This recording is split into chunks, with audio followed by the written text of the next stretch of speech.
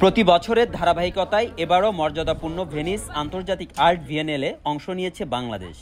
সংস্কৃতি বিষয়ক মন্ত্রণালয় ও পররাষ্ট্র মন্ত্রণালয়ের নির্দেশনায় বাংলাদেশ শিল্পকলা একাডেমি এ আয়োজনে অংশ নেয়।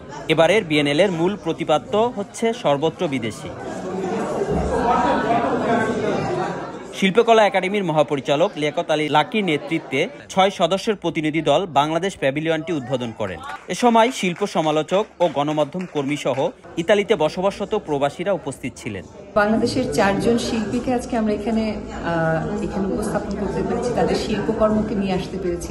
এটা আমাদের বাংলাদেশের জন্য বিশ্ব দরবারে একটা বিরাট উপস্থাপনা। আমি বলবো তাদের যে উপস্থাপনা আপনারা তাদের চিত্রকর্মের মাধ্যমে দেখতে পাচ্ছেন, এটা আমাদের বাংলাদেশের আমার ভেতরের যে সত্তা তাকে উপস্থাপন করছে। ভেনিস বিএনএল ৬০তম বিএনএলে বাংলাদেশ পঞ্চমবারের মতো অংশগ্রহণ করছে।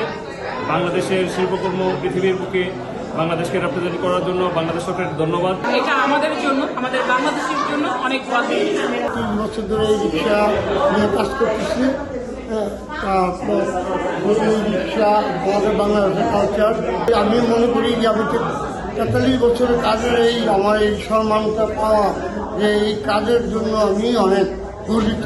আমাদের ঐতিহ্যটাকে যে তুলে ধরা হয়েছে, যে আমাদের রিক্সা, যে আমার ঢাকা কিন্তু বাংলাদেশের যে রিক্সা যে প্রাধান্য, যে একটা পেন্টিং, যে এই পেন্টিংটা এখন সিনেমাও নাই, রিক্সাটাও নাই। রিক্সা আছে কিন্তু পেন্টিংটা নাই। অনুষ্ঠানে শিল্পকলা একাডেমির মহাপরিচালক বলেন, বিশ্বের শীর্ষস্থানীয় আর্ট ইভেন্ট ভেনিস বিএনএলে বাংলাদেশ একটি গর্বিত অংশগ্রহণকারী। এ আয়োজনের মাধ্যমে বাংলাদেশ সারা বিশ্বের শিল্প অনুরাগীদের দৃষ্টি আকর্ষণ করছে।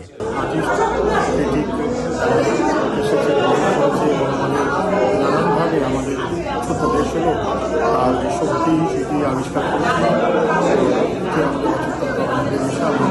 বাংলাদেশের শিল্পকলার একটি সমৃদ্ধ ইতিহাস রয়েছে, যা বিশ্ব সম্প্রদায়ের সামনে তুলে ধরা দরকার বলে মনে করেন consul general MJH Javed. International art বিএনএলে এখানে আমাদের শিল্পীরা স্বতঃস্ফূর্তভাবে অংশগ্রহণ করেছে। আমাদের শিল্পীর পাশাপাশি প্রচুর বিদেশি শিল্পীও এখানে এসেছে, শিল্পবোদ্ধারা এসেছে।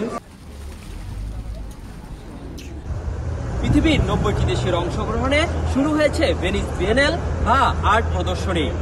পঞ্চমবারের মতো বাংলাদেশেও এবার অংশগ্রহণ করেছে। আয়োজকরা বলছে, এই আর্ট প্রদর্শনীর মাধ্যমে বাংলাদেশকে পৃথিবীর সকলেই চিনবে। আসলামুজ্জামান, RTV, ইতালি।